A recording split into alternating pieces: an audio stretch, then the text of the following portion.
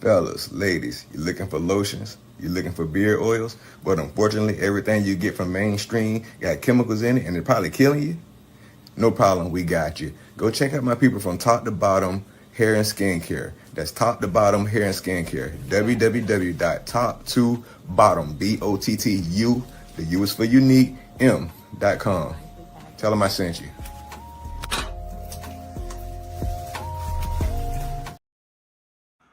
Hello, everybody. How y'all doing? How you doing? Welcome to Firearms Friday. If you're coming on the live, please hit the like button. Please hit the subscribe button. Subscribe to the Factacular Show, and Ron's opinion don't matter. And make sure you take full advantage of that 15% discount on that top to bottom product for any purchase of $35 and more by using the OG Network. That's the promo code OG Network 26. So you get that discount. And here we are once again on Firearms Friday, getting ready to have fun. And let's get into it. What's up, my brother? What's happening, brother Ron from Ron's Opinion Don't Matter. That's right. This is Ron's OG Network. Ron's Opinion Don't Matter. And in my world, on the Factacular Show, it matters. So his show does matter. We are here once again, blessed to actually be alive and above ground and join everybody. And hopefully everybody who joins will hit the like and subscribe button. And of course, and always remember, use Ron's code of OG Network 26 to get 15% off your purchase from a wonderful company called toptobottom.com. That is spelled TOP number 2 BOTTU. U is for unique M.com. $35 or more, you wind up getting it almost for free using Ron's Opinion Don't Matter code, which is OG Network 26. And you just may wind up getting something that you like and or give somebody something, a gift that they would really, really appreciate you for. What's up, Leah? How you doing? God bless you. God bless you. And listen, if y'all have a hard time finding the website, all you have to do is go to the more on my channel. If you go go to my channel, you'll see the link to the website. Top to bottom website is right on my channel now. You know, and it'll take you right where you need to go. Beautiful. Yeah, I just set it up where it's over my. And link is on my channel now too. I forgot to tell you that. But all right, that's what's up. That's what's up. That's a good thing. Leah, good to see you. Good to see you again. Hopefully everything Leah well. Again. We had fun earlier, Leah. We all had fun earlier. Sure did. Messing around. With the little kid trying to act like he's grown. What's funny is that I was sitting there looking at the profile, like maybe it's the actual dad or the mother that turned around and took the kid's thing. But then I started seeing a whole bunch of kid stuff, and I said, "Oh no! You gotta get that. You gotta get that off of there before somebody says something dull different." That ain't gonna work, man. I said, ain't gonna work. Yeah, I'm gonna try to see if it'll let me pin it on another site. It won't let me pin it on StreamYard. Now let me see.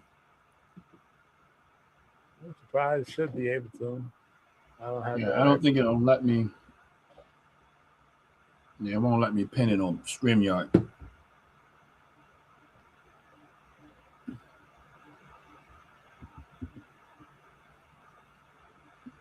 Yeah, StreamYard won't let you pin it for some reason. All right. Well, we'll repost it. I know for sure I'll do it later on. I don't know what's up with that, but I don't know why StreamYard don't let you do that. But it is what it is. Yeah, the kid was crazy. Damn. But welcome to Firearms Friday. Yes, welcome. I know earlier, Jay, we was talking, and the person was bringing up carrying a firearm in your pocket. I think that's what it was, right? Yeah. You want to hear something funny? Go for it. He's probably mad at me when I say this, but I don't care. He's my son. He can't beat me. My son used to do that. My son used to do that.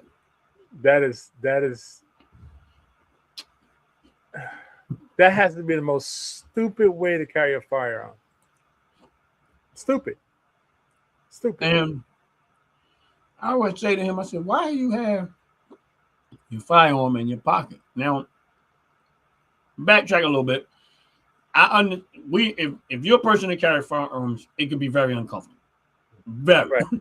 Depending on Right. where you at, everybody trying to figure out.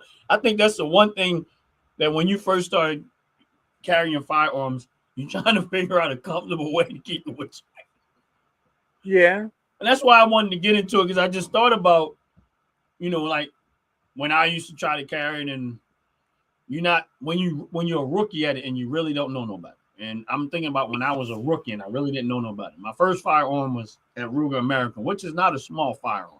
No, it's not. I'm trying to conceal that. Yeah.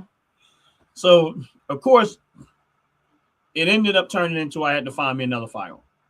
Okay. I don't really like real small firearms.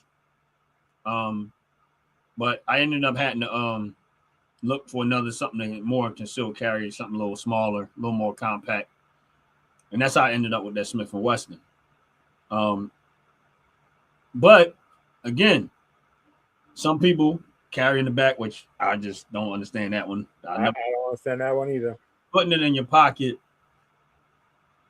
First of all, this is just my opinion. I'm not saying that I'm right. Number one, it's hard to get it out of your pocket depending on your pocket. This is very true. Number two, it's going to leave an imprint of the gun in your pocket because of the bulkiness and the shape of the gun. This is also true. Which is, if somebody had bad intentions of, it looks like they got a gun in their pocket. I know y'all not used to this because this is not an epidemic in this time and age like it used to be. But let me tell you something. Pickpocketers will take your stuff and you don't even know they took it. Never know you took it. So y'all understand when the pickpocketers back in the day, if they wanted to take something out your pocket, they would do it so swift and so fast, you didn't even realize you was pickpocketed. This is true. So that's why a lot of times I don't think having it in your pocket is always a good idea. Now, unless you're a master pickpocketer who can pretty much undress you and you don't even realize you're being undressed. I don't know if you ever seen that episode Steve Harvey had, and it was a pickpocketer dude. And he ended up taking Steve Harvey's tie, his belt, right there in his face, and he didn't even realize how much stuff he done took with Steve Harvey. And Steve Harvey's like, it was a show, Steve Harvey show, whatever, his talk show, but he was just showing how good he was with it. Right, right. And he was in Steve Harvey's face talking to him, whatever, and then he ended up taking his tie, his wallet, and his belt off. And Steve Harvey didn't even realize it. That's real bad. That as it relates to firearm, what you got to understand, this is just me. I just think, you got to always think about the fact that somebody in the right situation might be looking for an opportunity to take your firearm. So as much as you're using it as self-defense, you also got to sign to kind of protect the firearm from somebody else trying to take it from you, depending on where you position yourself on yourself. That's why I don't really like open carry.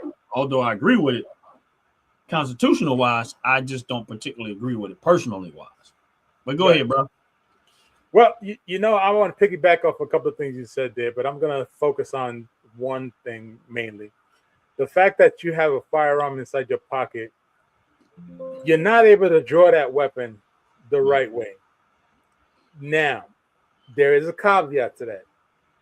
And the reason why I say there's a caveat is because if you're trained the right way, you can have a firearm in your pocket and know exactly what to do with it when you pull it out. Yet the problem lies with if you have your pants sagging past your ass cheeks,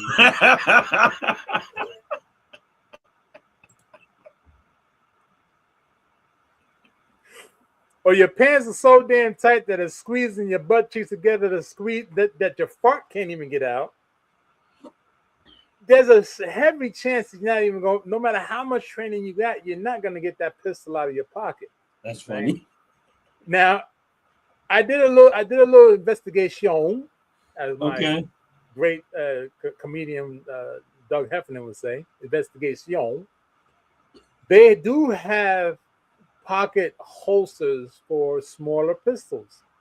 Okay, yeah, I do know that part. Now, I didn't look into it because that's not my thing. I want a big gun, so when I pull it out, that there's two things going to happen. one, you're going to get a big hole in you, or two, you're going to have 10 seconds to turn around and run away. Before you have a big hole in you. I'm going to still put a big hole in you. So when I looked at these holsters for the pockets, I was pretty impressed. And of course, I had to look to see exactly the trainers that were actually talking about these actual holsters. And ironically, one of the holsters is similar to what I have, which is called the push clip. That it's a hard case. You stick your weapon, your firearm in it. It locks into the plastic. There's no strap to hold it in. It locks into the plastic.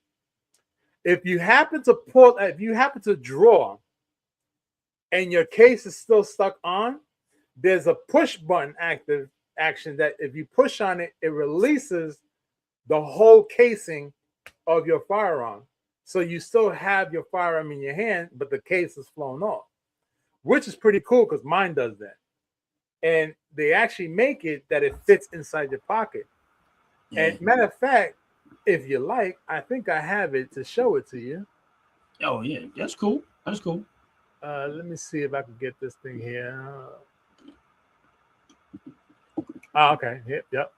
Let's see here. The video froze for a little while, but we're going to have issues here and there, y'all. Hang in there. So okay.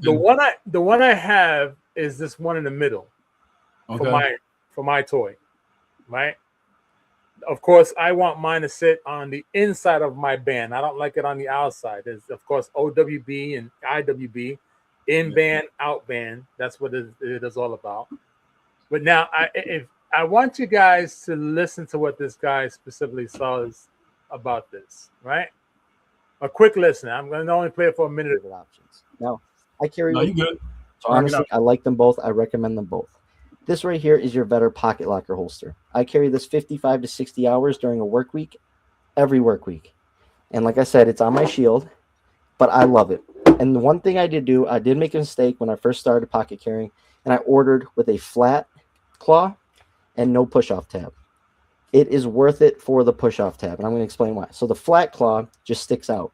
For less printing and also for being more comfortable, it takes shape to your legs, sort of. Like imagine it in a pocket.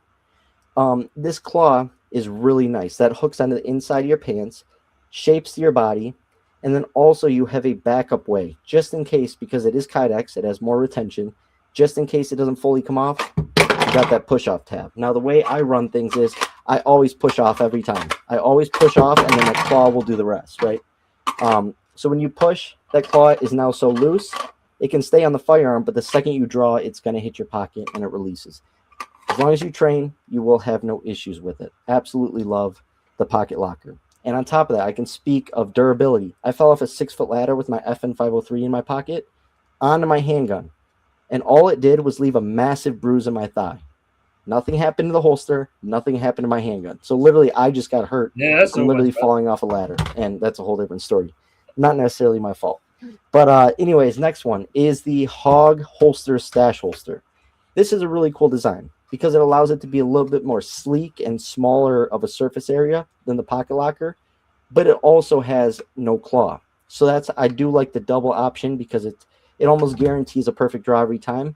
But the way this is made with retention and the way this push-off tab works with the retention is absolutely great. Like, check that out. It literally just flings itself off. I think he has again right here with that 40 or that Ruger LCP Max. Yeah. I mean, with force, it's insane. So both of them work good. You do have to practice it though. The best way to practice is obviously just drawing with some snap caps or something. It's really easy to push down, when you're pulling out, and that is key. I would like to see them add a little claw. Maybe not make a massive one, but just shoot a little claw out right there, just an extra bit of surface area that can hook onto to ensure a good draw. But I love these because they're minimal, they're very thin, and they still are Kydex, so nothing in the world will ever make its way into your trigger guard, accidentally compressing that trigger and causing an accidental discharge or negligent discharge.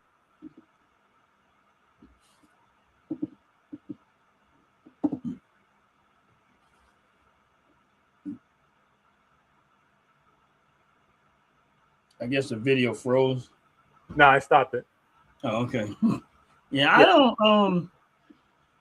Look, I think he was having fun with that. yeah, the push-off tab is great. I mean, Right. I have one. So the push-off tab is absolutely, I mean, hands down, I recommend push-off tabs for anybody who has a firearm that's on the hip, whether inbound, outbound, outward, inward, whichever way you want to say it. Okay. Depending on what you like, for me, I like it because that gives me the extra firmness that I know that when I holster it, it locks in, and if I have to draw, I'm gonna draw within seconds, right? That's what I like about it most. The push-off tab is great because I know for a fact I don't have to be concerned that the holster is gonna come off my hip at any given Right. moment because it doesn't I mean, if you know about holsters usually have like a belt clip, right? Right. That just sits Mine's right on do, top of yeah. the belt. Yeah. At any given time, that thing come off when you're trying to draw, or you get into a scuffle. It might just come off as well. With these, it stays locked in place. It's almost like what they do with the cell phone holsters now. It locks down. It's great, right? Now, I like what Leah's action there. What if you're doing? What if you're sitting down? That's the drawback. The drawback is that when you're sitting down, unless you have sagging pants on, that's the only time it's going to work because you can reach in, pull it out. Okay. That's the only time it's going to work. Even down to you heard the guy, he's an instructor for weapons, and you heard him. He turned around. He said he fell off a ladder, bruised up his leg pretty bad. I mean, do you want to take that chance? I prefer for the whole thing to come out. I mean, honestly, I don't really want to be limping because now the limp is going to hinder the way you draw. So think about that. And then, of course, you got to really think about the size of the weapon that you're using. Now we're talking anywhere between 22 to 308 to maybe a snub nose 38. I mean, Maybe. think about it. It's my host and my fiance hangers.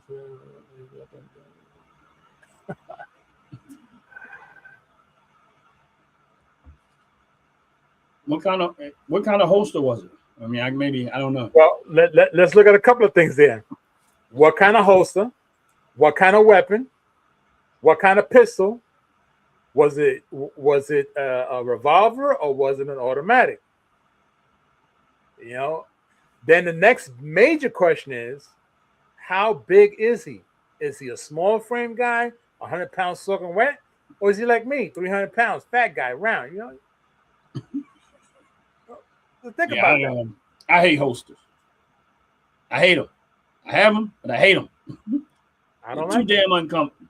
Now, me, I have the ones that clips around your belt, and yes, I keep it into my pants, but being it like if you're driving, prime example, if you're driving, you're gonna sit down. So the only reason why I like the way that I have it because all I do with mine is I slide it to the side of me. Okay. And it's out of my way, and I don't feel it as much. Okay, I can see that. And then when I get out, if I have to get out my vehicle, I just kind of pull it more closer to my forward. I holster mine. What's up, Dover Dogs? How you doing? I holster mine with this hand grabbing that way. If that makes sense. Like some people holster right here, pull. I holster. Mine is like off here on the side. My handle's facing this way, and that's how I holster. That's just you have the inverted handle. Yeah, that's just comfortable for me. I like it better that way. But I keep it close enough over here that if I gotta get my vehicle, I just kind of grab my hand and slide it to the side. And once I get out the vehicle, then I just kind of push it. I don't really like it there when I'm walking, but it's just enough. I put it just enough to the side while I'm in my vehicle. When I get out my vehicle, I just pull it back to the front of me, enough to the front. It's not totally in the front, but it is in the front. That's more comfortable for me.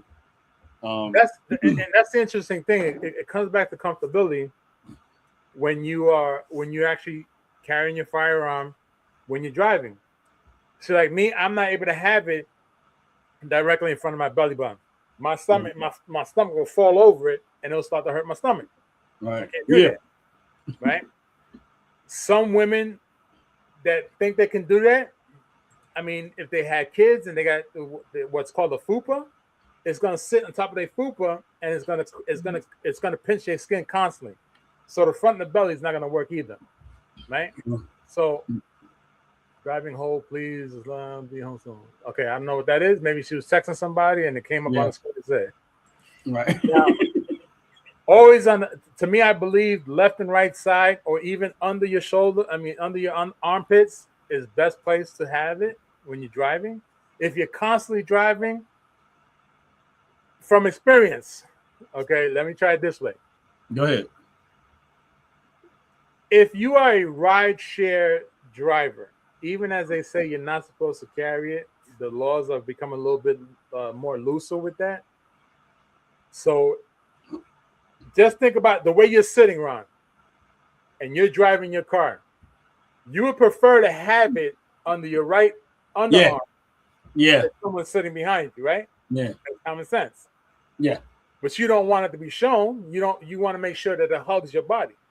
Right. So as a driver, I think if you're constantly driving, whether you're driving truck or you're driving semis or rigs, whatever they want, aka rigs, having it under your underarms is a whole lot better than having it on your hip. Yeah. Inbound, outbound, it doesn't matter. Under your armpits is the best place for it because it's a lot more comfortable. Yes, you can reach for it a lot faster. It's comfortable. Facts. Right. Now, if you are a person that gets in the, you're driving now and then yeah, you might want to look into, like I think if you remember the Red Phoenix, she's phenomenal with this garter belt holster that wraps around your belly. Okay, right. Her husband has one too, so they have it literally sitting on their lower ribs or on the side of their stomachs. But then again, neither one of them got stomachs, so it's kind of hard to say stomach. They have it underneath their ribs. Me, a fat guy, and anybody who understands this, my stomach is my freaking holster. Depending on where I put it. Tuck it up under there and let the belly fat hold it down. Exactly. So it depends. But pocket holsters, I don't care how pretty you make it. I don't care how well you make it. I just see a disaster happening because you go to try to reach it and it doesn't come out in time, you're done. If you go in there and you think you got a hold of it and you pull out nothing, your hand comes out empty, you're done. You try to get in there before the next person does, your timing is a whole lot slower, you're done. Yeah. So I disagree with pocket holsters. So the person that threw that phase out there that's earlier today, unfortunately, they don't probably know about it yet. The weapon or firearm inside your pocket is the worst thing ever. Just think about it. This for anybody who thinks about this right now. Think about you taking your cell phone, which is 6.8 inches if you have one that big, or smaller. Take your average iPhone is maybe about 6 inches. Right. And you stick that in your front pocket. How fast can you get to that phone? And you got to count 1,000, 2, 1,000, 3, 1,000. By the whole time you take it out, just think about how many seconds it took you to get that dang thing out your pocket. Right. Or even simplified. Watch this.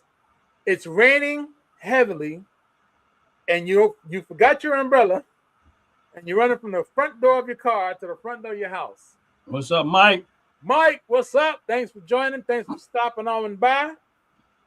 Think about that moment that you're frantic trying to get the keys out your pocket and you're fumbling to get the keys out.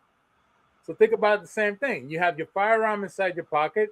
You're in a situation and you're fumbling to get to your firearm. The chance of you actually being successful is looking really dim. Now, question. Since we on that, the holster, actually, this is kind of an extension of that. Go for it. One in the chamber, no. Definitely. If you ain't got one in the chamber, you don't need a firearm. Period. Just wonder. Like, I'm be honest with you, and this is just for me and I think if you're a person that are not well trained or well prepared or really understand firearms, I would suggest maybe not until you get to that point where you're comfortable. when I first got my firearm, I used to didn't carry one in the chamber. The reason why is because I did not have a full understanding of a lot was, people don't understand a lot of guns nowadays are drop safe. Guys are drop safe. If you drop them, they're not going to go off. Right. But when I first bought my firearm, I did not know that. So me being cautious, I stayed away from doing certain things.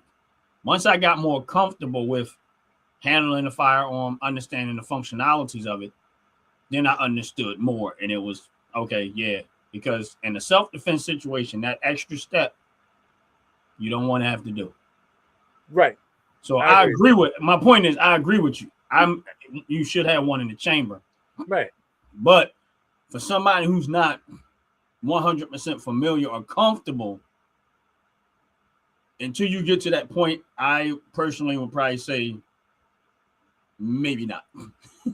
Well, to piggyback on what you're saying, yeah. I would tell a person who's new to firearms never even to carry it until they are 100% comfortable. 100% comfortable. Because it makes no sense to carry it. Because if you cannot use it effectively, then why carry it? Well, I was definitely, I knew how to use it, but I didn't understand that if I dropped it, would it go off or not? Now, don't get me wrong. I agree with you. I agree you should have one in the chamber. This is just how I was thinking back then, was being aware of what's going on around me. Right. If I see anything that looks a little weird, then I'm going to already just go back and put one in there before that happens. You know what I mean? Okay. That was just my thought on it. But at some point, I still don't want to take that extra step. Like, honestly speaking, you got to think about it like this. From a self-defense situation, if you don't have one in the chamber, that means you got the right to gut. That's right. If you also have a gun to have a safety on, you got the safety on, that's another step. That's also correct.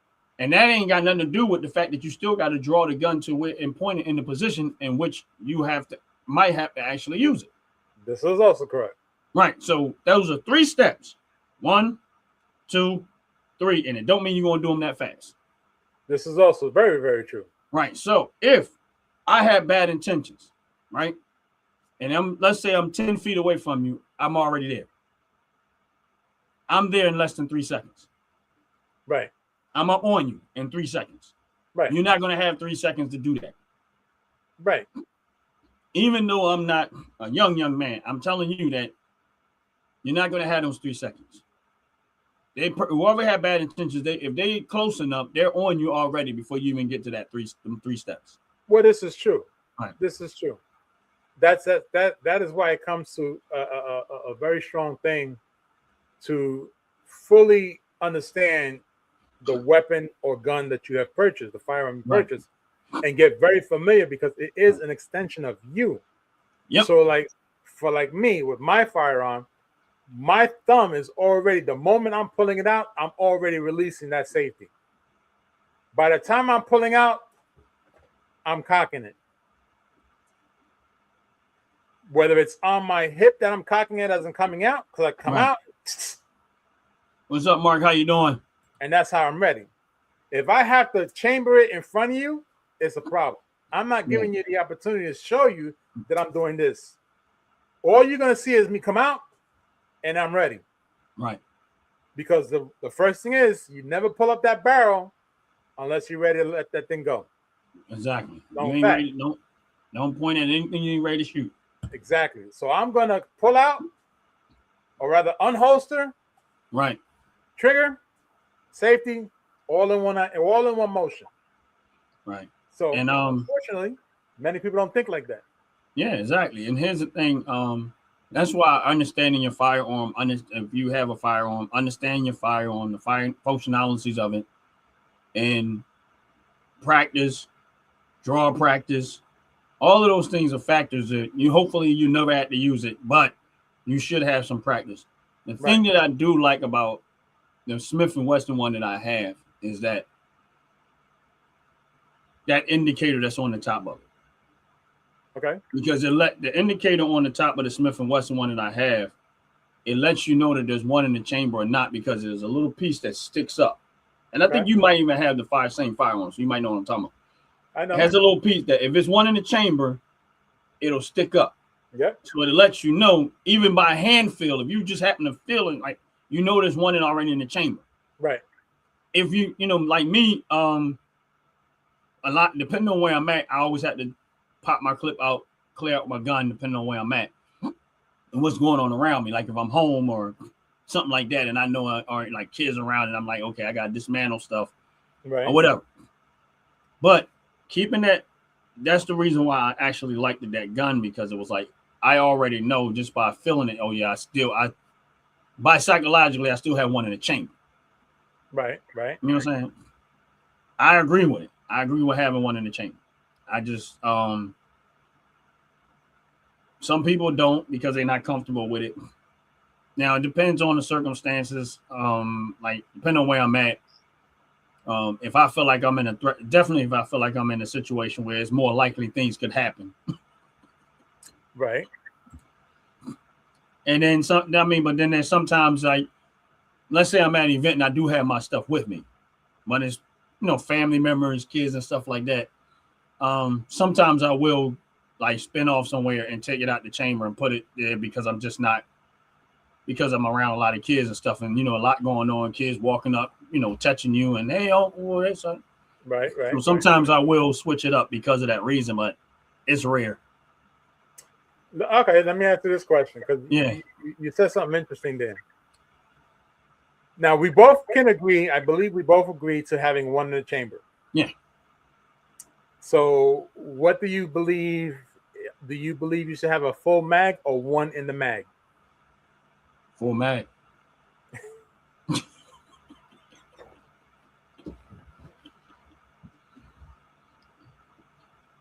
If I could get 24 mags, I want 24 mags. Everything. Fill up everything. Anything. Put it in the chamber. Full mag. Everything. Give me everything full. Oh my goodness gracious! I've done the opposite. I've actually put one in the chamber, one in the mag. Yeah. I feel a little bit safer that way because if I have to, not to say that I don't have a mag backup. That's not what I'm saying. I know. I'm just joking around, bro. No. We good. I have one in the mag with the one in the chamber, and I have a full mag right behind it. But I found it to be easier that if you know your weapon, you know your firearm, right? You pull it out, and you do have to utilize it. 9 out of 10, you do not have to fire more than once. If you need to fire more than once, that means there's one too many people around you. That's first and foremost. So if you do fire it, it's safe to say that whatever you fire at, you're going to knock it down. I'm sure 100% I can put my arm on a chopper's block. You specifically, and Justice and myself, based off how we spoke the other day, we know that it's one shot and it's over. Yeah, for the most part. So there's no need to have more than just one in the chamber and one in the magazine. So that's why I don't want to be fair. I ain't gonna lie. I don't want to be fair. If you ever did have bad intentions, I'm going to empty the whole. I'm emptying the whole thing on you. I'm gonna make sure that there's no probability of you ever getting back up. You are going to be like a leaking faucet with all these holes. I'm telling you, you're gonna be like a barrel where they put a whole bunch of holes in there. You know how you got the water out and they pour water out. That's all them little holes. That's what you're gonna be. Blood just gonna be streaming out. I'm sorry. I feel when I think people that like to do bad stuff, rob, steal, stuff like that. I just don't want to be fair. I just don't. I'm at the point where I've seen people do so much wicked stuff that I am not interested in being fair. If you decided the situation when you decided that you was going to do something wrong. You brought it to that level. I didn't. Yeah, I heard about that. You know what I mean? You brought it to a point where it's at. So when you decided you was going to rob, carjack, whatever it is you decided, you brought it to that level. So why at that point, you don't care about my life, you don't care about your own life, you don't know what somebody had when you intend to do something to them, so you already elevated to the level of where it's at. I am not trying to be fair. I'm letting anyone know that if it comes down to it, when I'm done, there will be nothing left when it comes to my firearm. I am going to empty everything out on you. I don't care. Because PSA announcement. Don't mess with Ron. My thing is this is why people do wicked stuff. This is just me. I think this is why people do wicked, underhanded stuff, because the people that are actually doing the bad stuff really, they don't suffer hard. No, and if I'm a criminal and I'm out there doing criminal stuff, and somebody put 1,000 holes in me because of what I did, and the law enforcement, these judges and all of these courtrooms stop being soft on these people and make them actually pay. My thing is this: why not save the taxpayers' money? If you dead, you ain't going to jail. We ain't got to feed you, clothes, we ain't got to do nothing. You dead. Facts. Matter of fact, we could cremate you and then be done with it. Like you, facts. You are that. If that crazy type of person, it is what it is. And just I'm not going to give you a chance to survive it. You chose that. I didn't choose that. I was minding my business. Yeah. And that's why again, when we talk about laws are created to hinder the law-abiding citizen, right? That's one of those situations, because of course, I can tell you for a fact, in the state of New Jersey, state of New York, if you are a law enforcement officer, whether it's corrections, whether it's a court bailiff, whether it's a sheriff, doesn't matter. If you got a firearm, you cannot use that firearm to protect your home. You cannot use any firearm to protect your home. That's why you shouldn't vote for criminals to be in office. Because here's the thing: if I'm a criminal, and let's say I'm a criminal and I'm the mayor, right? I want to be able to get away with robbing you and stealing from you. And if my buddies and my cronies are criminal minded too, I want them to be able to get away with it. But I also want to make sure they have the best opportunity to do it and survive it, because I'm going to write laws to make sure that the citizens can't protect themselves from the criminals who are my buddies and homies and my cliques. So if one of my buddies who I know rob and steal, I'm going to write a law that says the citizens don't have the right to have this and don't have the right to have that, and put them under the stress of the law. They already know that my buddies and criminals, they're not going to care. So y'all can go rob and steal whoever y'all want to. And in the courtroom and the mayor, we all going to make sure you're good. We're going to make sure you might do a little bit of time, but you're going to get back out there and you're going to steal some more. Make sure you bring me some of them goods too. That's exactly what it is. And y'all think these politicians care about y'all. Most of them don't. There might be a handful. When I say a handful, a small portion of them that are actually trying to do the right thing. But the vast majority of them, nah. They started out right, but then something went wrong. Well, now I see that they say there's a statement up there on the chat about tactical pocket reloads are boss. Now, it goes back again. If you can do it within 3 seconds, then we're going to say it's boss. If you cannot do it within 3 seconds, then it ain't boss. Real simple. Well, every year it doesn't get worse. It just gets more exposed. It depends on where you at.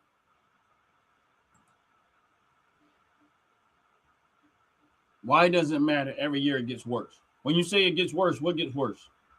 Yeah, what does get worse? Because if you're talking about gun laws don't get worse. People get worse. Right. Gun laws don't stop criminals. Exactly. They don't. Right now, from what I was reading, the law has become a little bit less stringent on a legal gun owner that's traveling. Because it used to be that you had to keep your firearm in a box inside the trunk, and you going through states that may or may not be crime-ridden states. And by the time you get out the driver's seat to get to the trunk to open up the case, to pull out your weapon, to reload, you're done. Now the law states that as long as you have the legal right to carry that firearm, you can carry that firearm from where you're going to where you end up at, on your hip, all the time, anytime. That's the way it should be. That's the way it should be. I mean, I've seen more than enough carjackings in the state that I lived in. It was like every weekend there was a carjacking. And at one time, actually the 5 times, let me rephrase it.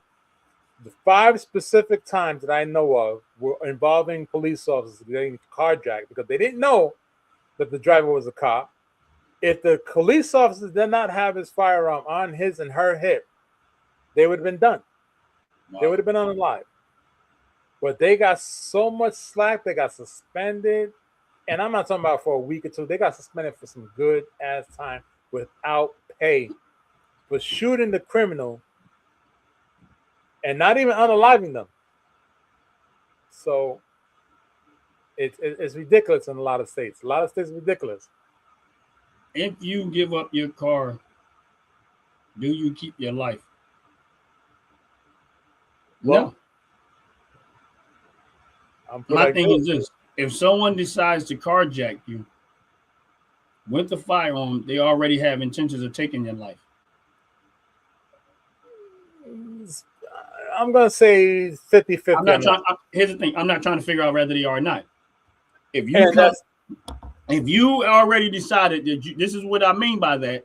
If you already decided to try to carjack me and I got access to my weapon and I'm going to be able, I'm not trying to figure out what your intentions are. I know what your intentions are. You already decided the moment. Before you decided, here's the thing. This is the part, the idiotic stuff that what people were saying. Oh, just give up your car. Why? It's not worth your life. Let me explain something to you about this car situation. Jay, you own a vehicle? Yes, I do. How much money you got in your vehicle? Not much, but I'm saying over the time how long have you had your vehicle? I've had my car. I'm gonna say almost a decade. How much of your life has it took you to pay for that vehicle? Shit, a whole damn lot. Right. So that's your life. It's part of your life. Pretty much. Yes. So when people try to say it's not worth your life, you got to understand something. It was worth your life to go work hard to be able to obtain it. So don't tell me that it ain't worth your life, because people are getting up every day working hard to get those very same things. Am I right? This is facts. So why should I let somebody come and take away my hard work that they wasn't willing to go through? They wasn't willing to go through the process and do it the same way. They wanted to steal it. They wanted to take it. So my thing is this: I'm not in the business of being fair. I am going to unload everything on you if you decide that moment. My thing is this: don't carjack. That's how you solve that problem. Don't carjack people. Go work for it. Go pay for it. Go earn it. I want to switch that around a little bit. Yeah, go ahead. Since Captain K is so adamant about his or her statement, right? I have this one simplified question. If as they said a moment ago, give up your car, do you keep your life? I understand what they meant there. So let me ask you this. Let me put this on the table. Let's take where you live at. Where you live at, where you lock the door when you go in and when you come out, whether or not you have a family there, children right, or adults or wife or husband, whatever it is. I'm not here to judge. And someone comes into your front door, into your home with a weapon, a gun, and says, time for you to go. Is it safe to say that you're going to just grab whatever you can grab and you running out the house? Let me pose that question to you. And I want you to answer that. Are you going to give up where you live because that person chose to come into your home at gunpoint and tell you to get out? So now you just gave them your house. Your house, your loved one, your belongings, everything you own inside that house is not theirs. So if they come and kidnap, and my thing, God forbid it ever happens, but they come and kidnap your kid with gunpoint and say, now it's my kid. It's not yours no more. See, where does it stop? That's not silly. People get their children kidnapped all the time. See, my thing is this, is that when you work for something, you earned it, it's yours. No one should be able to come and take a firearm, a gun, or whatever knife, whatever it is they try to do it with. The minute they decided that they was willing to put their life on the line to try to take it from me, guess what? I'm going to give you what you asked for. Death. Say. You escalated and you took the risk of trying to do it. So therefore, this is what you want. You want the possibility of dying. Because you knew that there was a good chance that I might be prepared for you. I might not, I might do. See, you think people like you are too soft on criminals, and that's why criminals are always running rapid in those type of neighborhoods. I guarantee you, if you take that very same criminal and put them in another neighborhood where you can clearly see they don't play that, bet you they don't steal. They're going to leave there and go somewhere else where they do play it. Right, where they can get away with it. Right. Now, I saw the comment where they were robbed at gunpoint and they were stuffed into a bathroom. Now, that is a very traumatic situation. And I could understand why that person believes that it's easier to give it up to live and fight another day. Yet, the problem about that is this. If that criminal chooses to come back and commit an additional crime with you, they already know that you will be the one to give up. Yep. And they're going to keep coming back at you, AKA as little kids growing up, and most of us had this situation, there was a bully. The bully always picked on the same person all the time until that person stopped saying, you know what, I'm not going to get bullied no more.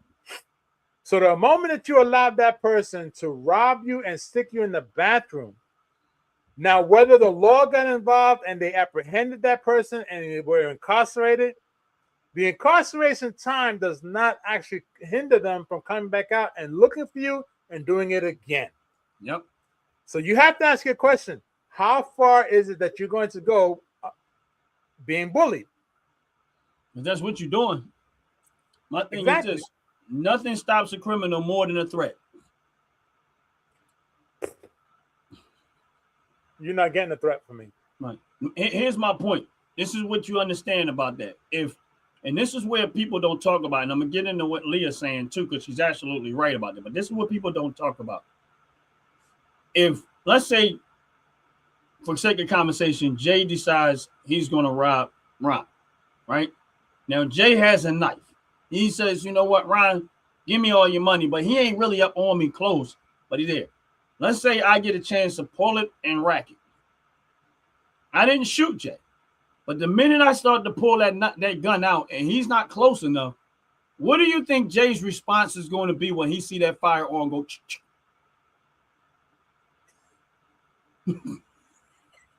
He's going to say, uh-oh, I picked the wrong person.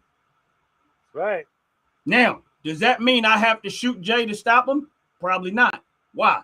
Because the fact that the fear of seeing the firearm, knowing that I'm in position enough to take his life, now he gonna probably say, oh, in hopes that what? I've turned the tables. Now he's hoping I don't kill him. He just went out of the situation altogether. He like, no, I just want to I'm sorry. Please don't kill me. You see how that changes? So my point to you is this. Guns, that has happened almost 2 million times a year. They don't account for that. Right. Why? Right. Because that doesn't spin the narrative for people to understand.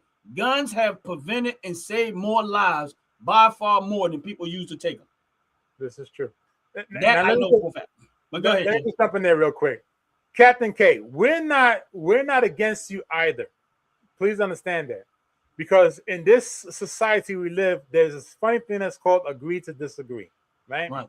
Now, what we do here on Firearm Fridays is bring exposure to understanding why firearms are needed and what kind of firearms we talk about, right, and everything that comes along with it. Now, I understand what you mean as far as life is valuable. Always understand something. We don't contradict, nor do we go against what people are saying. We take what they're saying, we add to it, and we give them something to think about to their points. So with your point and your trauma that you've already experienced, this is the reason why you go that route, and this is why you're saying what you're saying. Understand something. If you was the type of individual that had to protect yourself, whether it was with a baseball bat, a pipe from the faucet, a piece of broomstick, that is still considered a weapon against the person who's coming at you to take something from you.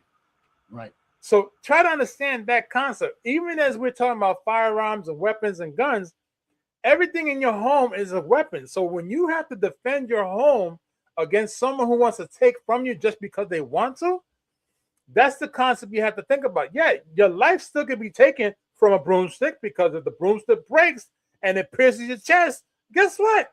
You're gonna be unalive. So it's not so much that we're talking about the gun concept or the firearm concept. It's the concept of protecting yourself against a person who wishes to take from you and or do you harm. If you don't believe that part, listen. I watched a video just the other day on a wife, a husband, and a son with 3 little kids in the house get unalive because the 2 guys thought they had money in the house. So they had no weapons in the house, but the persons that were robbing them came in with guns, and unalive, the family left the children without no family members. So again, it's all about the protection concept. It's not so much of what you have, it's the protection concept. So Captain K, we're not against you either. We're just trying to give you another way to look at how to protect yourself. That's all it is. Exactly. That's all it is. It's all about protecting yourself. All right? Yep. Understand that. Yeah, I had to recycle it. My side froze up, so all of the stuff that was in the chat, I don't even have it no more. Oh, damn. I don't know what you can see over there, but I can't see anything anymore. Well, the last thing I can see over here is Leah saying that the First Amendment, thank God for that. Yeah. And right now with Captain K's perspective, yes. I got that, but everything else prior to that, it's gone. All right, I can read it to you, and we could probably chit chat about it real quick. Just to kind of spin off of what you were saying, Jay, with it's not that we're not coming at you. What we're trying to give you is a different perspective. And when you say you believe that all lives matter, you got to understand something. That's what you believe. That's not what criminals believe. You may value life. Criminals don't. They don't. Evil people don't. So even though you may value life and you don't have the intention of taking someone else's life, in the moment that is their life or your life, which life are you going to value the most? Theirs or yours? They already decided that your life don't matter because they come to you. You didn't go to them to try to do nothing wrong. You didn't go to them to try to steal anything, rob them, or take anything. They came to you and they decided with the moment. So they already decided that your life don't matter. So that's why we're saying what we're saying is that when someone if you have to value your life more than someone else value your life. And when they decide to come take something from you or rob you or take from you, even though you value life, like I value life, I don't want to see nobody die. I don't want to see nobody get hurt. Second that. But I also understand the world that I live in. A lot of people don't care. They don't value life like that. That's why it's so easy for them to take something from somebody, rob somebody, steal from somebody, and kill them in the process. Even though there are a lot of times you've given up everything and they still murdered and killed the people. So that's why you are your best protection against yourself. The police department can't protect you. They're not going to be there in the moment. That. The law enforcement, as much as they would love to be there in the moment, they're not going to be there in the moment. No criminal in the process of trying to rob or take from you is going to turn around and say, before I do what I'm going to do to you, go ahead and pick up that phone and call 911 and we'll wait till they get here before I do what I'm going to do. Then that's not going to happen. Nope. So that's why you are your own protection. And we're not coming at you. What we're trying to give you, why we all ended up where we are. I grew up in the hood, in a tough neighborhood. I know full well what things happen and how they happen. And I know the mentality of the people that do this type of stuff. And guess what? It only gets worse. They start out, it might be a candy bar in the store and they got away with it. Yep. Eventually, it starts to escalate into more stuff. Now they're stealing pocketbooks, trying to steal credit cards. Now they carjack, and the scale they keep testing the level of the scale. And yep. I'm not saying every single one, but that's what a lot of times that's what happens. And eventually you're going to be the victim of that. And that's where, and it's unfortunate that you went through what you went through. But in reality of it is that I guarantee you that in the moment that happened, there was probably moments where you may have had a chance that if you could have had something to protect yourself, it could have went differently. Captain K is coming up with some good points afterwards, but I like to pinpoint what Leah had put up, where she says, I hate when people. Can you pull that one? Okay. I hate when people say if you shoot someone for trying to steal. I like the way she put it. I hate when people say if you shoot someone for trying to steal your whatever you value that more than human life. No. When they tried to take it from me, they valued that thing more than, and that's the point. And that was because the point. If you value your life, then why are they attempting to take your life by taking the property that you own?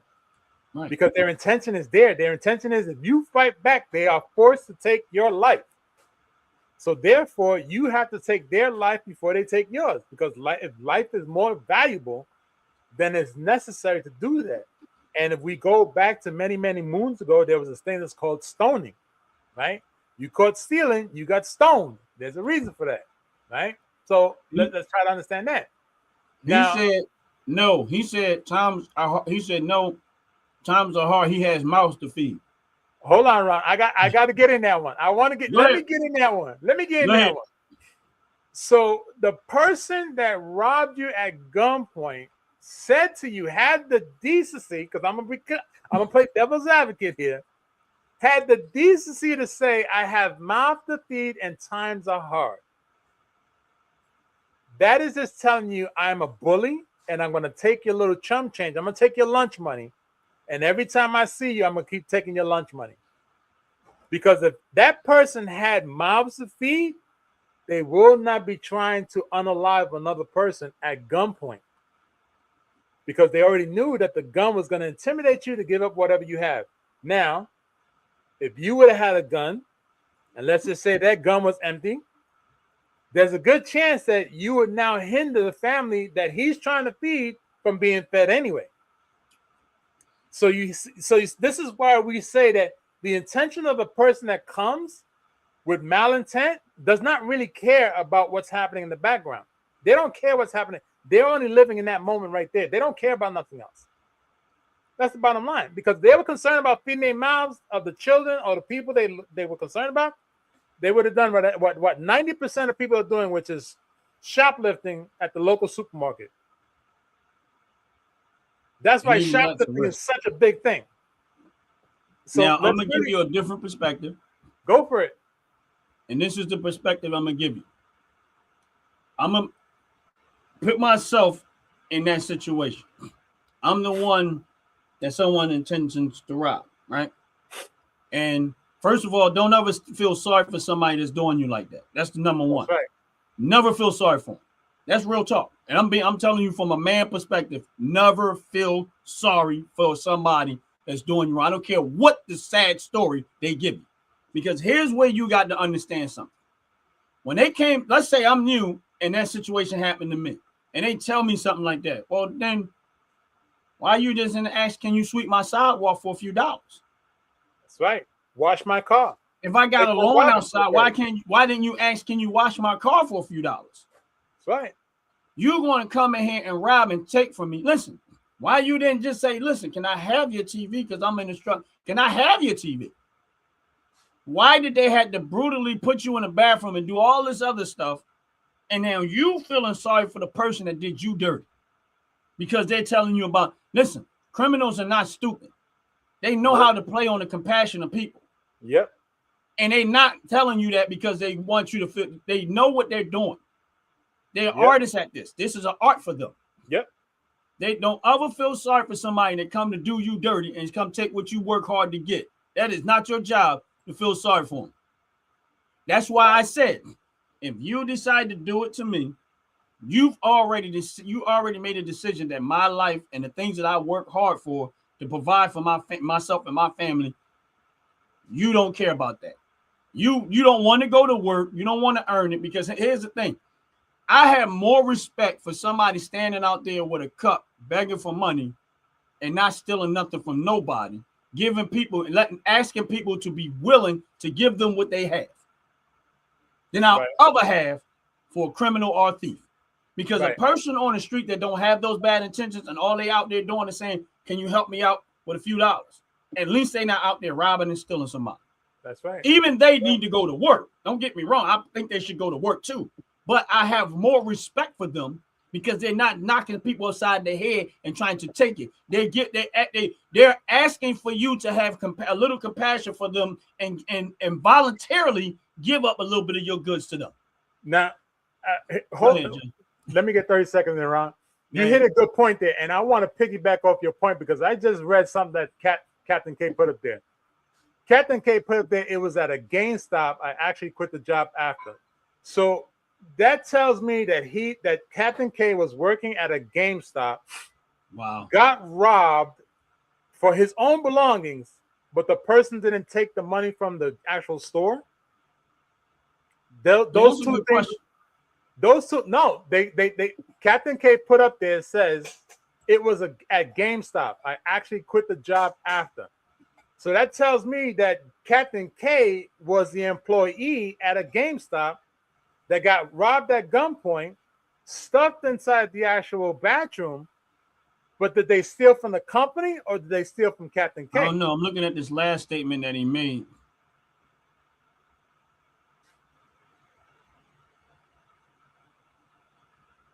He said, and this is, here's the thing. And listen, we sympathize with you. This is not us not sympathizing. This is the reason why we're telling you what we're telling you is because we sympathize. I grew up in the hood. I know what it's like to be violated with somebody trying to take something you work for or take something that you work hard and stuff like that. Now you at your job. Again, if let's say you was at your job and that person came in there and you had a quick enough moment to pull out a firearm to possibly stop that situation. Now, here's the thing. You had to go quit your job and change your whole livelihood because of some idiot. And now it's traumatized the rest of the duration of his or her life. Right. So the traumatization that they are experiencing now moving forward has now altered the way they would socialize with other people and or choose where to live moving forward. So now their whole life imbalance has become unbalanced. Captain, over $300. I want to help you out. Lily, I want to help you out. And I'm going to tell you what, this is just a suggestion and I can't tell you what to do, but I want you to go look up Black Guns Matter. Right? I want you to go look up Black Guns Matter. And I want you, if you can, reach out to them and start taking their courses. Find out their courses with firearms, civics, and everything else. Have an open ear, an open heart, an open mind, and just find out what that. And I guarantee you that if you go there and you stay there long enough, you'll overcome that. You can overcome that.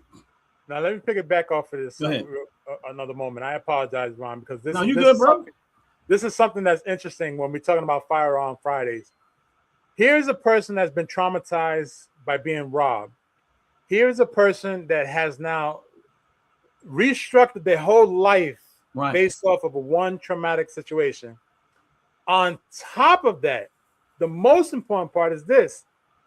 The person singled out that specific store and used the phrase, times are hard, I got mouths to feed. Why didn't they rob the grocery store? Why didn't they rob the supermarket? Why did they choose that one particular store? Now, I'm not saying that Captain K was a complete victim or targeted, because I know of people that worked at a Metro PCS that constantly got robbed at gunpoint. And it's because it's an easy target, because they know that they're not going to find anyone to go at them the same way. Right. This is why when Ron said before, criminals are much more smarter. They have no compassion towards another person because they're going to go where they know they can get away with things. Same way a pickpocket person. Pickpocket picks on a person who's not paying attention. Got earbuds, a headset on. They're going to go rob them, hit them over the head, and next thing you know, it's over. Old folks not paying attention. Yet you got to come across the right ones. They get hit over the head, they get robbed. Why they pick on them? Because they know they're easy targets. Easy targets are what most criminals go after. Right. They think twice when they're going to go after someone who may give them some type of challenge. Yep, that's right. So it's all about you protecting yourself. And Yep. again, it's a terrible thing that you experienced that. Look, as a kid growing up, I got held. Look, I'm gonna tell you a funny story. As a kid, I got held up. I mean, I got robbed with an Afro pick. Okay. When I was growing up, Afro picks had metal little spikes. Those are the metal little spikes we had to cut, comb my Yeah, hair. yeah. The dude that robbed me for my gold chain took that Afro pick and stuck it in my throat. Now you talking about anywhere between 8 little pins or 10 little pins sticking in your throat. As a kid, you don't know the difference. Right. But I can tell you after that, a month later, there was nobody robbing me at any given moment. I had to care what you had because when I reached in, there was something bigger than me coming out. But it's unfortunate. So I understand that. And please understand, we do understand your situation. We're not picking on you. We're just trying to get a way of looking at things to protect yourself and your family moving forward, because your Second Amendment is there for a reason. The constitutional right is there. It's there for a reason. Yep. Ron says this all the time, and I agree with him. It's there because of governmental tyranny. If the government allows a criminal to continue to rob and steal and hurt people, that is a form of tyranny because they know it's happening. Yep. So and they still trying to limit you, not them. Exactly. And here's the thing, the piggyback kind of still we piggyback on again. Our job is to, in your situation, is we're trying to help you, and that's why we want you to understand that never feel sorry for somebody that's doing you wrong. That's it, because they chose that. They literally chose that. And my thing is this, and it's kind of what Jay was saying. When you work at what's the place? He said he worked at GameStop, right? So he said he works at GameStop.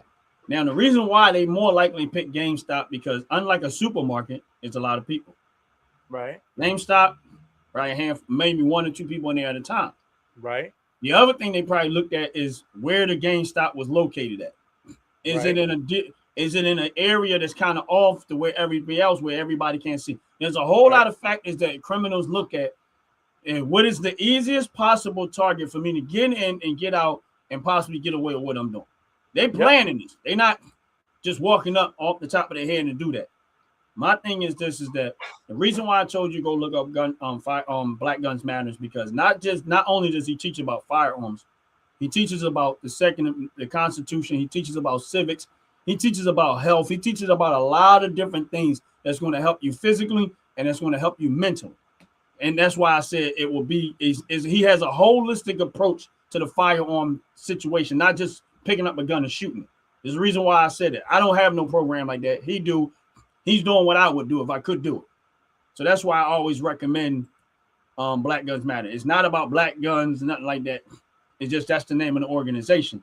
But what he does is he has a holistic approach, and I think that it will increase your knowledge, increase your confidence, and understand, because he talks about imminent threats, recognizing imminent threats. There's a whole lot of stuff that he talks about, being self-aware of what's going on around you, and he talks about, teaches on how you respond to certain things and stuff that I think will be helpful for you.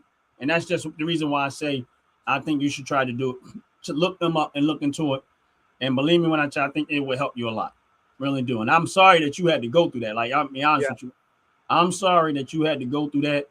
I mean, but I think that if you go through that civics class and you get that type of training, you get that type of understanding, you're not going to have them feelings no more. Now you're going to be like, your confidence is going to come back. You're going to understand what's going on. You're going to be a lot more alert.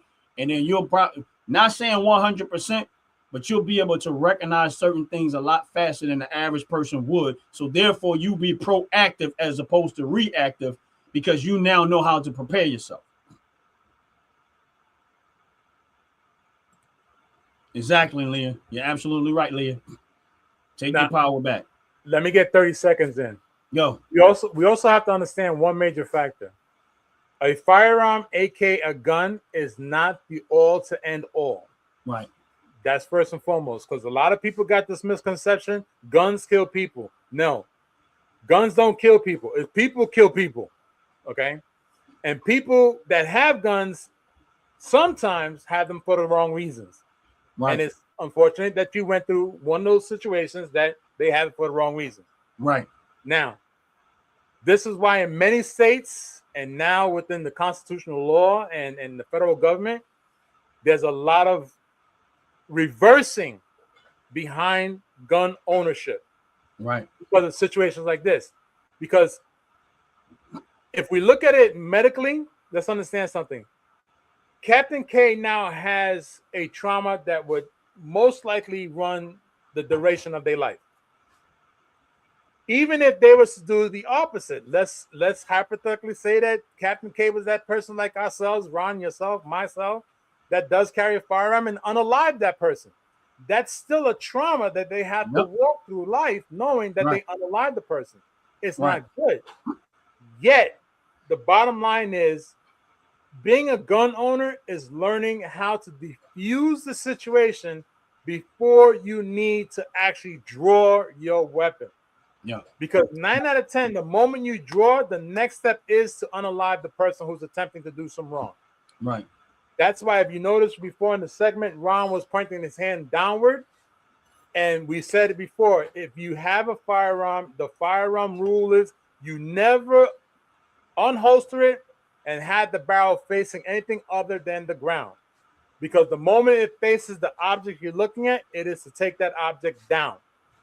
So unfortunately, we have to understand that here on Firearms Fridays, not only do we try to educate people behind firearms, we try to educate people on the circumstances of the firearm. Because a lot of times you can see people talk about firearms and AKA guns left and right, but they're not trying to educate people on why it's necessary to have it and or the downfall to having one. Because you can have it and not know how to use it, that becomes a downfall. Okay? Right. So let's understand that. All right, really, really understand that. Anybody else who's watching, please understand, like and subscribe so we can continue this all the time because, of course, this is educational as well as entertaining. Yes. And Captain K, once again, we applaud you for doing what you do. Yes. We applaud you for taking that opportunity. I would definitely say do not feel that life has now taken over you. Don't do that. Allow life to show you a different way to look at life and how to protect yourself moving forward. Right. Okay. That's all I could say to that. And Leah keeps coming up with some great pointers, man. I know.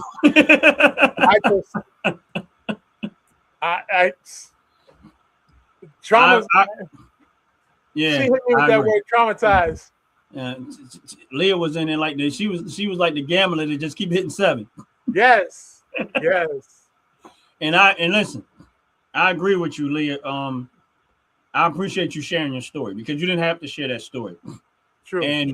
But the fact that you was willing to share this story is what actually altered our conversation because every last one of us saw that this was needed, and that's why we shifted our conversation to helping you understand that you don't have to be there. You don't have to be a victim to that. And my thing is this: is that every last one of us, if you live long enough, you're gonna go through some situation that is gonna be tough. That's it. If you live long enough, you're gonna go through some situation that's been tough. But my thing is this: self-preparation will help you handle a lot of that. That's why I say get you some training. And like I said, the guy that does the guy from Black Guns Matter. Only reason, listen, he has a YouTube page, so you can go to YouTube, put in Black Guns Matter. His name is Maj or something like that. And reach out to him. He has a YouTube page, Facebook page. But a lot of what he does it based off of people giving donations, stuff like that. And I know he raises money and stuff. But I like the way he's doing it, and I like his approach to it. And this is the reason why I kind of say that. Because I personally would love to be able to, but I don't have the time. I got things up there. This is what he dedicated his life to. So I think you'll get better results out of it for that reason. And Leah says she's been robbed. That's a strong woman right there. Yeah, and I'm being honest with you. I never been robbed by gunpoint. The worst. I mean, I've had people breaking and stealing stuff from me when I wasn't there, like breaking in my cars, stealing stuff, breaking in stuff like that. But I never been robbed by gunpoint. Probably because where I lived at, we had a lot of family members. So our strength in my neighborhood was in numbers. We was everywhere. So nobody really wanted to mess with us because it was like he lived on this block, he lived on that block, they live on that block, they live on that block. Like we were literally everybody within maybe 500 feet of each other on all the blocks in the neighborhood. So we had at that moment peace through strength. And I have a few family members, older family members that was gangsters. I'm gonna put it to like that. Had a gangster mentality that, yeah, you don't want to mess with them because you're gonna have to deal with all of them, not just one of them. So I think that might have some element to do with it. But outside of where I lived at, I never been robbed by a gun, but I've had to deal with some situations where it was unfair to me. I say that. Well, I could say this. I was the opposite. I didn't have a bunch of family members. I didn't have a bunch of people to stand behind me until I was robbed with an Afro pick. Okay. And after I got robbed with an Afro pick, I went to the baddest joker in the neighborhood that everybody was afraid of. And I said, I want a gun. He said, the only one I got is bigger than you. I said, I don't want it. And I carried it. And you talk about. Well, I got a question. When he stuck you up with the pick, did you have an Afro then? Hell yeah, I did. So instead of him, he could have just come to him like 18. Look, I had an 18-inch Afro. I mean, I was Michael Jackson all over again. So you should be like, no. Here, not here. Man, I was terrified. You talk about looking like a dang on a Q-tip. That's what I look like. The skinny, scrawny, 85-pound soaking brown with a big old Afro, looking better than a damn microphone cover. Shit.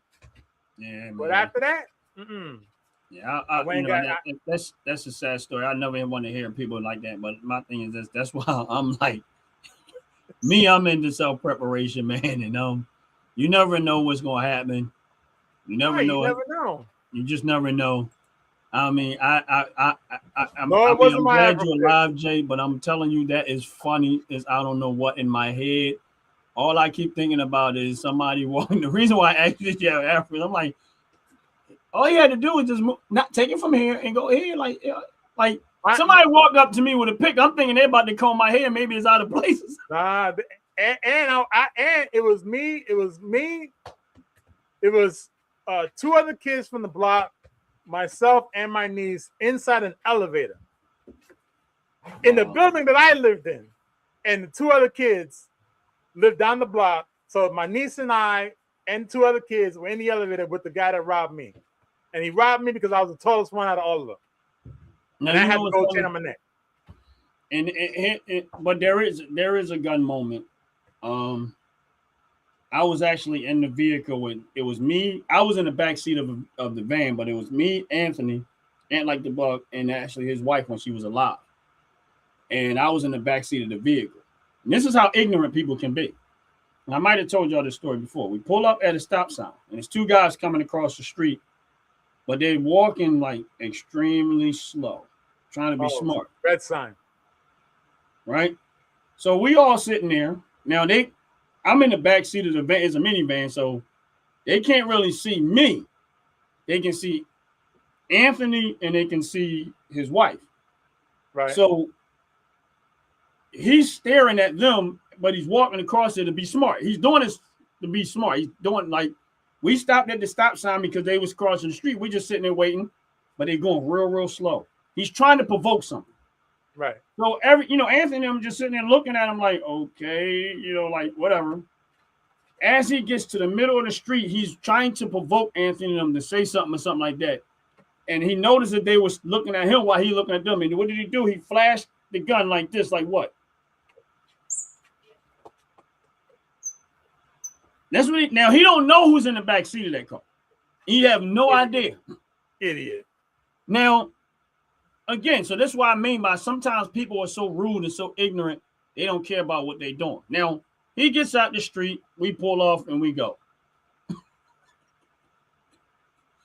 They was taking me to my vehicle. And I'm going to leave it there right there. I'm gonna leave it. I'll never forget the first time someone did that same stupid shit to me. Just showed me the handle, Mm-hmm. and I said, and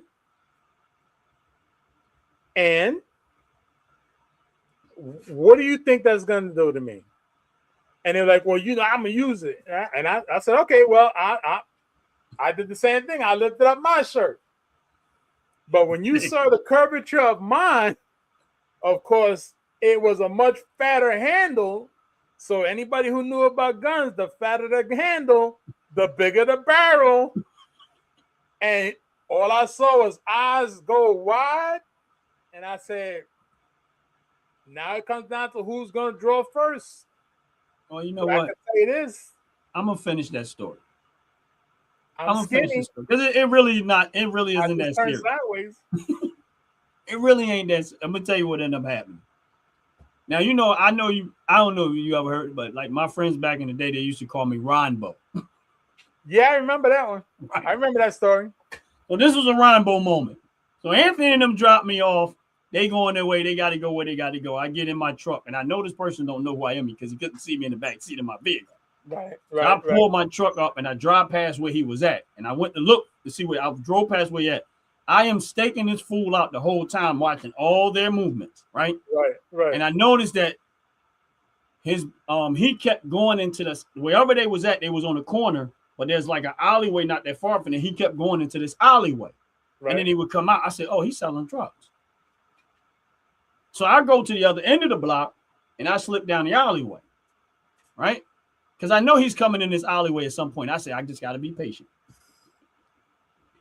So he comes into the alleyway, but as he's coming in the alleyway, I'm looking like I'm just getting ready to walk out of the alleyway. I'm nonchalant, getting ready to walk out the alleyway. I was like, oh, excuse me, man, excuse me. My bad, excuse me.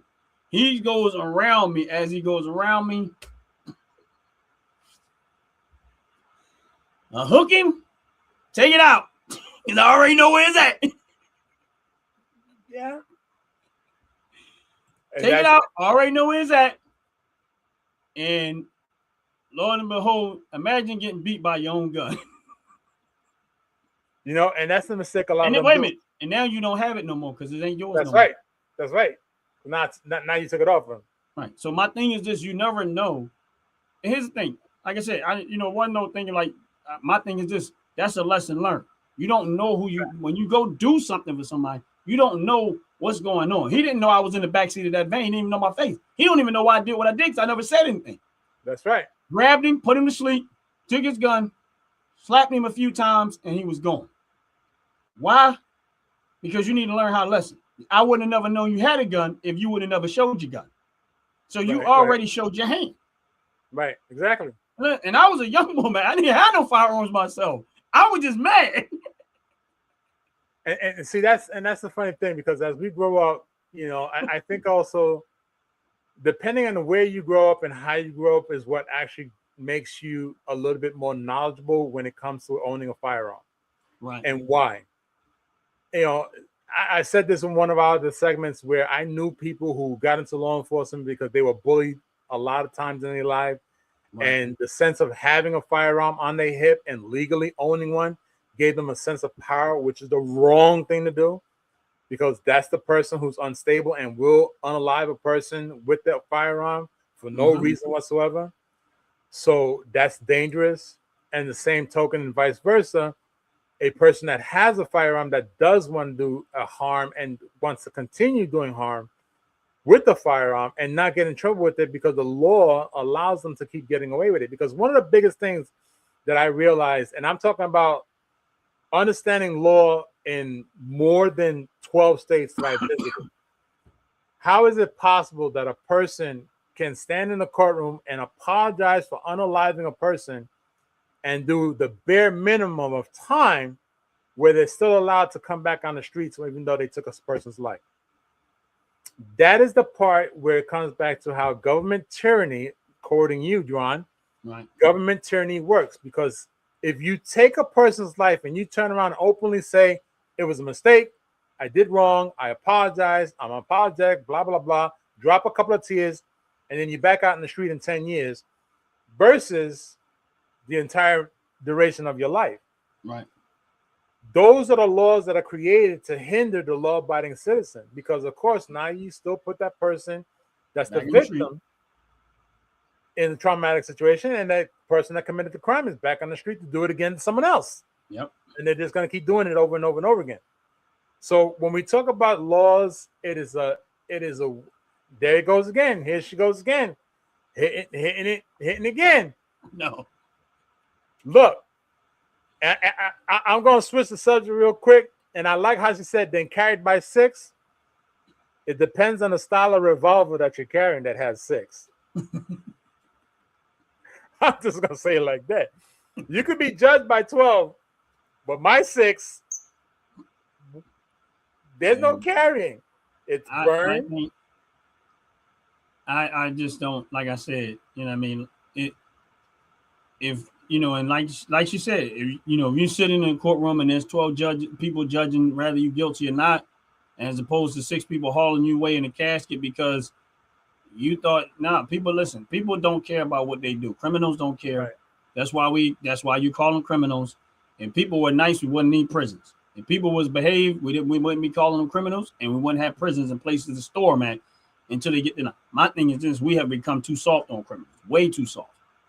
And this is why the crime goes out of there. I'm going to put it to you like this, and this is one of my last things. I know we're going to be here to get off. If you look at the crime stats, because you notice how Trump has been a lot harder going in there, all the crime stats across the board have dropped dramatically. Right. Why? Because they know that they're not playing that. It ain't that simple no more. Right. You know what I'm saying? And I'm not saying we don't have a crime issue, but my point is, if you're harder on criminals and you put them under the idea of they're going to be in jail, they're not going to be pampered no more, a lot of them will change their ways because they don't want that problem. This is true. The other thing is criminals know that the Trump administration has scaled back all of these hindrances for people to obtain firearms. So they're being met with a lot more firearms with people having them than they used to. Right. Now they have to make this, and I don't know it. Everybody got guns now. I don't want no problem. Why? Because everybody's obtaining firearms and they ready for it. This is why you have them. One of the reasons, not the total. The biggest reason is tyranny, government tyranny, but the byproduct of is that you have the right to protect yourself from against government tyranny and criminal tyranny. But that's just my point there. I know we get ready to get up out of here, but I just wanted to make that point. Right. Hold on. There's one thing I wanted to, because I was trying to remember the sheriff that turned around and told everybody, if you come into our town, I don't know if you remember. Yeah, I actually have a short on my channel about it. I found it. I found it. I just want to share this. I think it was Canada that said that stupid stuff. I want to share this. I gotta share this, Ron. I gotta share this. And I apologize to anyone who gets offended by it. But guess what? It is what it is. You know, it is what it is. Man. What it is. It is what it is. Let me know. I'm ready. Let me be very clear about that. If you block an intersection or a roadway in Brevard County, you are going to jail. If you flee arrest, you're going to go to jail tired because we are going to run you down and put you in jail. If you try to mob rule a car in Brevard County, gathering around it, refusing to let the driver leave, in our county, you're most likely going to get run over and dragged across the street. If you spit on us, you're going to the hospital and in jail. If you hit one of us, you're going to the hospital and jail, and most likely get bitten by one of our big, beautiful dogs that we have. If you throw a brick, a firebomb, or point a gun at one of our deputies, we will be notifying your family where to collect your remains at, because we will kill you graveyard dead. We're not going to play.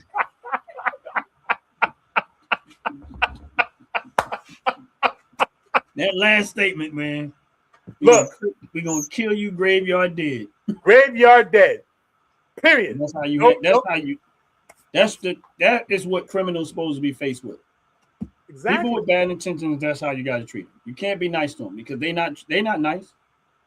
That's right. They not nice. They don't care. They're not nice. They don't care. So guess what? Yeah. That's the best.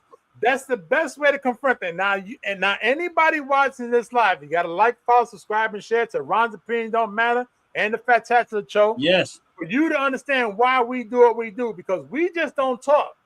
We're not talking out our faces. We come back and we talk about facts.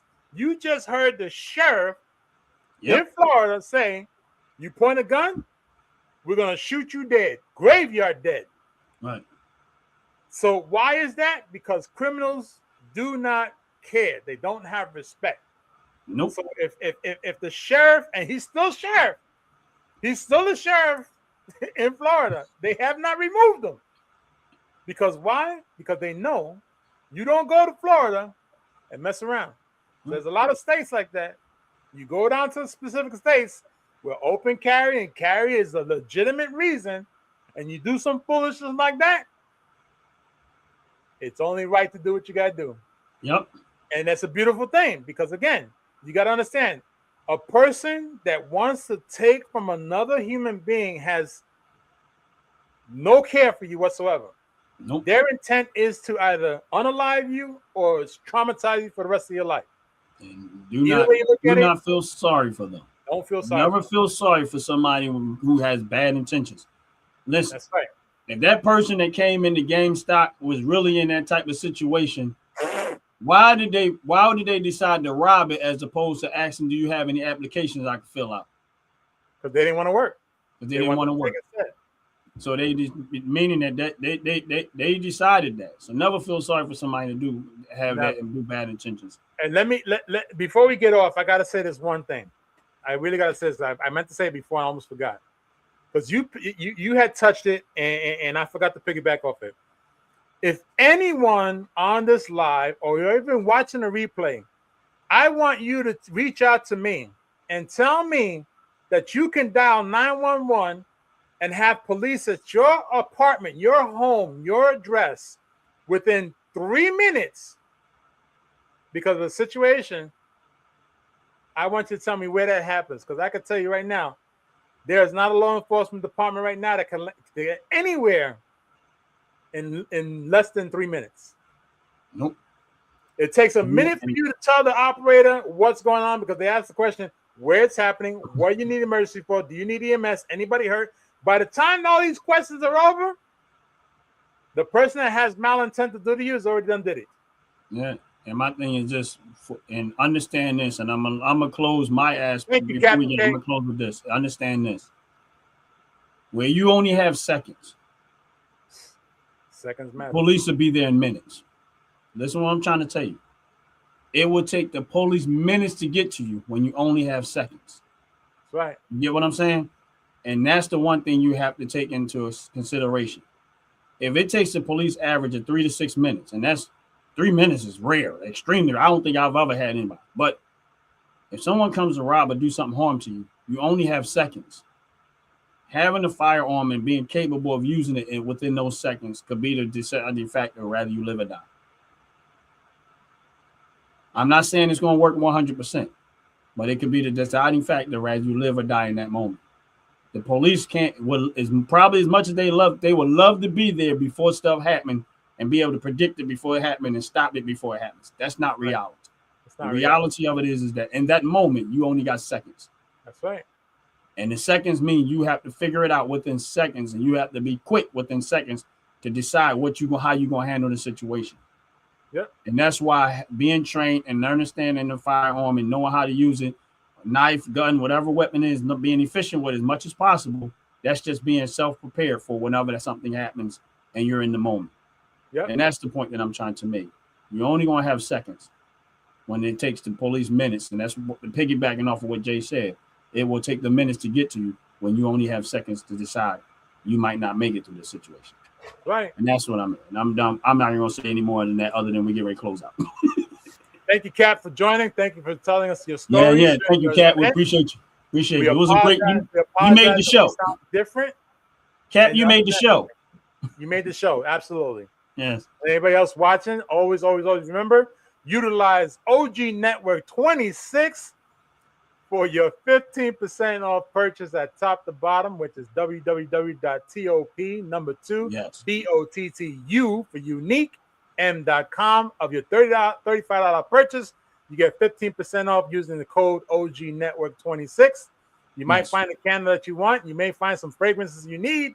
And of course, you're going to find some Afro Magic, aka herbal infused butter, hair butter cream to make your fro look like so glow. Yeah, we appreciate that. We appreciate y'all and understanding. I love their product and it works very, very well for me, and I appreciate it. And I appreciate them giving all of our followers and the supporters a chance, the opportunity to purchase it and get it at a discount. And with that said, we getting ready to get up out of here. Y'all have a blessed, wonderful day. We out of here. Peace. Thank you very Make sure much. y'all check out that 30-second commercial. Fellas, ladies, you're looking for lotions, you're looking for beard oils, but unfortunately, everything you get from mainstream got chemicals in it and it's probably killing you? No problem, we got you. Go check out my people from Top to Bottom Hair and Skincare. That's Top to Bottom Hair and Skincare. www.top2bottom, BOTTU, the U is for unique, M.com. Tell them I sent you.